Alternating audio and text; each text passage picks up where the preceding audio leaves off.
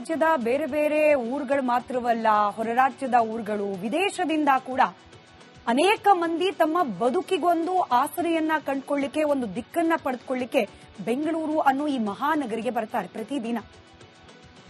ಭಾಷೆ ಗೊತ್ತಿಲ್ಲದವರಿಗೆ, ಬದುಕಿನ ಅರ್ಥ ಗೊತ್ತಿಲ್ಲದವರಿಗೆ, ದುಡಿಯೋಕೊಂದು ಮಾರ್ಗ ಇಲ್ಲದವರಿಗೆ ಬೆಂಗಳೂರು ಬದುಕನ್ನ ಕಟ್ಕೊಟ್ಟಿರುವ ಊರು. ಇಲ್ಲಿನ ವ್ಯವಸ್ಥೆಗಳು ಜನರಿಗೆ ಕೇವಲ ದುಡಿಯುವ ದಾರಿ ಮಾತ್ರವಲ್ಲ, ಉಜ್ವಲ ಭವಿಷ್ಯದ ಕನಸನ್ನ ಕೂಡ ಕಟ್ಕೊಡ್ಲಿಕ್ಕೆ ಬೇಕಾದ ಎಲ್ಲಾ ವ್ಯವಸ್ಥೆ ಬೆಂಗಳೂರಿನಲ್ಲಿದೆ. ಇದೇ ಕಾರಣಕ್ಕೇನೆ ಜನ ಬೇರೆ ಬೇರೆ ದೇಶಗಳಿಂದಲೂ ಕೂಡ ಬೆಂಗಳೂರನ್ನ ಹುಡುಕಿ ಬರ್ತಾರೆ, ಇಲ್ಲಿ ಬದುಕನ್ನ ಕಟ್ಕೊಳ್ಬೇಕು ಅಂತ ಬಯಸ್ತಾರೆ. ಆದ್ರೆ ಸಣ್ಣದೊಂದು ಮಳೆ ಬೆಂಗಳೂರಿನ ಮಾನ ಮರ್ಯಾದೆಯನ್ನ ಅಂತಾರಾಷ್ಟ್ರೀಯ ಮಟ್ಟದಲ್ಲಿ ಹರಾಜು ಹಾಕ್ತಲೇ ಇರುತ್ತೆ. ಬಿಜೆಪಿ ಸರ್ಕಾರ ಇದ್ದಾಗ್ಲೂ ಇದೇ ಕತೆ, ಕಾಂಗ್ರೆಸ್ ಸರ್ಕಾರ ಬಂದ ಮೇಲೂ ಕೂಡ ಇದೇ ಕತೆ. 2 ದಿನ ಸುರಿದ ಮಳೆ, 3ನೇ ದಿನ ಇವತ್ತಿಗೂ ಕೂಡ ಬೆಂಗಳೂರಿನ ಅನೇಕ ಪ್ರತಿಷ್ಠಿತ ಬಡಾವಣೆಗಳಲ್ಲಿ ಮನೆಗೆ ನುಗ್ಗಿದ ನೀರು ಇಂಗಿಲ್ಲ. ರಸ್ತೆ ಮೇಲಿರುವ ನೀರು ಕೊಳೆತು ವಾಸನೆ ಬರ್ತಾ ಇದ್ರು, ಅದನ್ನ ತಳ್ಳೋದೆಲ್ಲಿಗೆ ಅನ್ನೋದಕ್ಕೆ ಪರಿಹಾರ ಸಿಗ್ತಾ ಇಲ್ಲ. ಜನಪ್ರತಿನಿಧಿಗಳು ಇಂಥ ಸಂದರ್ಭದಲ್ಲಿ ಬರಬೇಕು ಅಂತ ಜನ ಯಾಕೆ ನಿರೀಕ್ಷೆ ಮಾಡ್ತಾರೆ?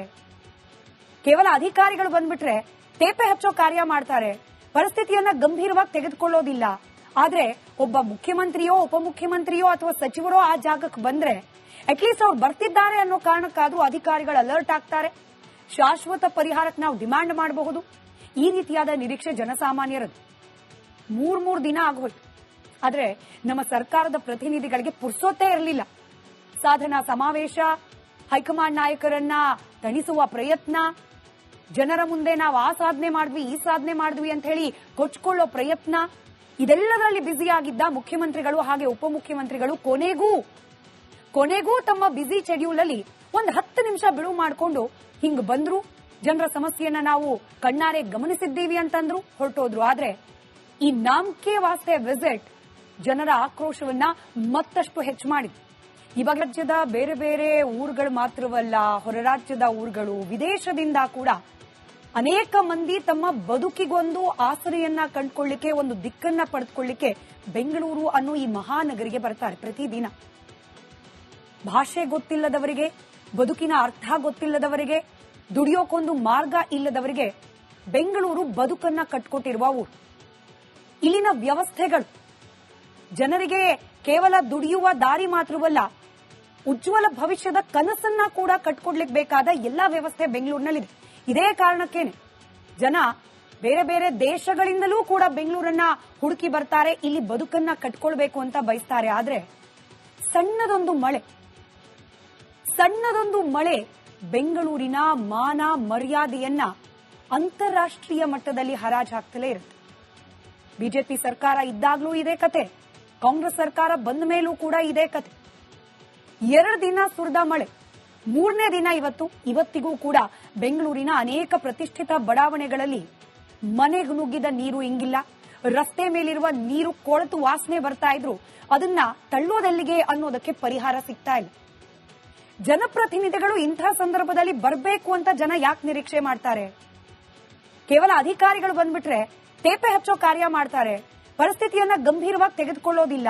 ಆದ್ರೆ ಒಬ್ಬ ಮುಖ್ಯಮಂತ್ರಿಯೋ ಉಪಮುಖ್ಯಮಂತ್ರಿಯೋ ಅಥವಾ ಸಚಿವರೋ ಆ ಜಾಗಕ್ಕೆ ಬಂದ್ರೆ ಅಟ್ಲೀಸ್ಟ್ ಅವ್ರು ಬರ್ತಿದ್ದಾರೆ ಅನ್ನೋ ಕಾರಣಕ್ಕಾದ್ರೂ ಅಧಿಕಾರಿಗಳು ಅಲರ್ಟ್ ಆಗ್ತಾರೆ, ಶಾಶ್ವತ ಪರಿಹಾರಕ್ಕೆ ನಾವು ಡಿಮ್ಯಾಂಡ್ ಮಾಡಬಹುದು. ಈ ರೀತಿಯಾದ ನಿರೀಕ್ಷೆ ಜನಸಾಮಾನ್ಯರದ್ದು. 3 ದಿನ ಆಗೋಯ್ತು, ಆದ್ರೆ ನಮ್ಮ ಸರ್ಕಾರದ ಪ್ರತಿನಿಧಿಗಳಿಗೆ ಪುರ್ಸೊತ್ತೇ ಇರಲಿಲ್ಲ.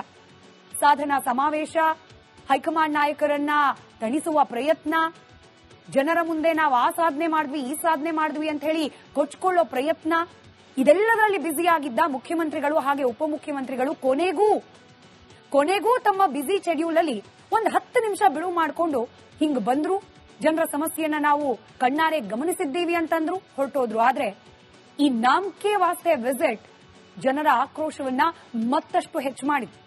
ಇವಾಗ ರಾಜ್ಯದ ಬೇರೆ ಬೇರೆ ಊರುಗಳು ಮಾತ್ರವಲ್ಲ, ಹೊರ ರಾಜ್ಯದ ಊರುಗಳು, ವಿದೇಶದಿಂದ ಕೂಡ ಅನೇಕ ಮಂದಿ ತಮ್ಮ ಬದುಕಿಗೊಂದು ಆಸರೆಯನ್ನ ಕಂಡುಕೊಳ್ಳಿಕ್ಕೆ, ಒಂದು ದಿಕ್ಕನ್ನ ಪಡೆದುಕೊಳ್ಳಿಕ್ಕೆ ಬೆಂಗಳೂರು ಅನ್ನೋ ಈ ಮಹಾನಗರಿಗೆ ಬರ್ತಾರೆ ಪ್ರತಿದಿನ.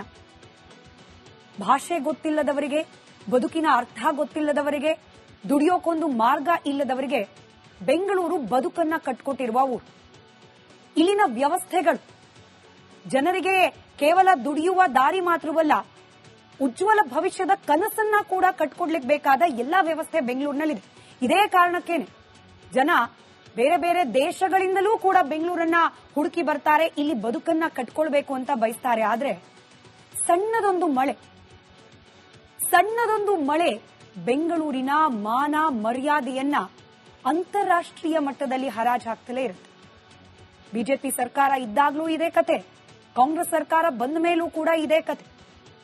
2 ದಿನ ಸುರಿದ ಮಳೆ, 3ನೇ ದಿನ ಇವತ್ತಿಗೂ ಕೂಡ ಬೆಂಗಳೂರಿನ ಅನೇಕ ಪ್ರತಿಷ್ಠಿತ ಬಡಾವಣೆಗಳಲ್ಲಿ ಮನೆಗೆ ನುಗ್ಗಿದ ನೀರು ಇಂಗಿಲ್ಲ. ರಸ್ತೆ ಮೇಲಿರುವ ನೀರು ಕೊಳೆತು ವಾಸನೆ ಬರ್ತಾ ಇದ್ರು, ಅದನ್ನ ತಳ್ಳೋದೆಲ್ಲಿಗೆ ಅನ್ನೋದಕ್ಕೆ ಪರಿಹಾರ ಸಿಗ್ತಾ ಇಲ್ಲ. ಜನಪ್ರತಿನಿಧಿಗಳು ಇಂಥ ಸಂದರ್ಭದಲ್ಲಿ ಬರಬೇಕು ಅಂತ ಜನ ಯಾಕೆ ನಿರೀಕ್ಷೆ ಮಾಡ್ತಾರೆ? ಕೇವಲ ಅಧಿಕಾರಿಗಳು ಬಂದ್ಬಿಟ್ರೆ ತೇಪೆ ಹಚ್ಚೋ ಕಾರ್ಯ ಮಾಡ್ತಾರೆ, ಪರಿಸ್ಥಿತಿಯನ್ನ ಗಂಭೀರವಾಗಿ ತೆಗೆದುಕೊಳ್ಳೋದಿಲ್ಲ. ಆದ್ರೆ ಒಬ್ಬ ಮುಖ್ಯಮಂತ್ರಿಯೋ ಉಪಮುಖ್ಯಮಂತ್ರಿಯೋ ಅಥವಾ ಸಚಿವರೋ ಆ ಜಾಗಕ್ಕೆ ಬಂದ್ರೆ ಅಟ್ಲೀಸ್ಟ್ ಅವ್ರು ಬರ್ತಿದ್ದಾರೆ ಅನ್ನೋ ಕಾರಣಕ್ಕಾದ್ರೂ ಅಧಿಕಾರಿಗಳು ಅಲರ್ಟ್ ಆಗ್ತಾರೆ, ಶಾಶ್ವತ ಪರಿಹಾರಕ್ಕೆ ನಾವು ಡಿಮ್ಯಾಂಡ್ ಮಾಡಬಹುದು. ಈ ರೀತಿಯಾದ ನಿರೀಕ್ಷೆ ಜನಸಾಮಾನ್ಯರದ್ದು. 3 ದಿನ ಆಗೋಯ್ತು, ಆದ್ರೆ ನಮ್ಮ ಸರ್ಕಾರದ ಪ್ರತಿನಿಧಿಗಳಿಗೆ ಪುರ್ಸೊತ್ತೇ ಇರಲಿಲ್ಲ.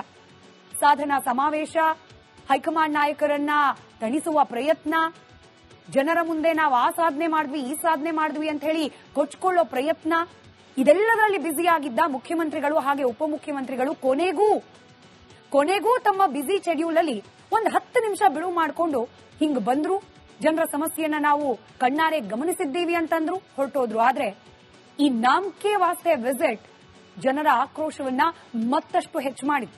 ಇವಾಗ ರಾಜ್ಯದ ಬೇರೆ ಬೇರೆ ಊರುಗಳು ಮಾತ್ರವಲ್ಲ, ಹೊರ ರಾಜ್ಯದ ಊರುಗಳು, ವಿದೇಶದಿಂದ ಕೂಡ ಅನೇಕ ಮಂದಿ ತಮ್ಮ ಬದುಕಿಗೊಂದು ಆಸರೆಯನ್ನ ಕಂಡುಕೊಳ್ಳಿಕ್ಕೆ, ಒಂದು ದಿಕ್ಕನ್ನ ಪಡೆದುಕೊಳ್ಳಿಕ್ಕೆ ಬೆಂಗಳೂರು ಅನ್ನೋ ಈ ಮಹಾನಗರಿಗೆ ಬರ್ತಾರೆ ಪ್ರತಿದಿನ.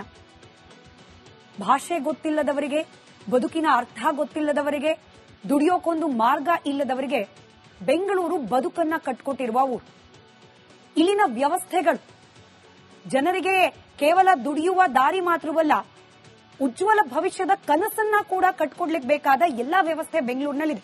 ಇದೇ ಕಾರಣಕ್ಕೇನೆ ಜನ ಬೇರೆ ಬೇರೆ ದೇಶಗಳಿಂದಲೂ ಕೂಡ ಬೆಂಗಳೂರನ್ನ ಹುಡುಕಿ ಬರ್ತಾರೆ, ಇಲ್ಲಿ ಬದುಕನ್ನ ಕಟ್ಕೊಳ್ಬೇಕು ಅಂತ ಬಯಸ್ತಾರೆ. ಆದ್ರೆ ಸಣ್ಣದೊಂದು ಮಳೆ ಬೆಂಗಳೂರಿನ ಮಾನ ಮರ್ಯಾದೆಯನ್ನ ಅಂತಾರಾಷ್ಟ್ರೀಯ ಮಟ್ಟದಲ್ಲಿ ಹರಾಜು ಹಾಕ್ತಲೇ ಇರುತ್ತೆ. ಬಿಜೆಪಿ ಸರ್ಕಾರ ಇದ್ದಾಗ್ಲೂ ಇದೇ ಕತೆ, ಕಾಂಗ್ರೆಸ್ ಸರ್ಕಾರ ಬಂದ ಮೇಲೂ ಕೂಡ ಇದೇ ಕತೆ.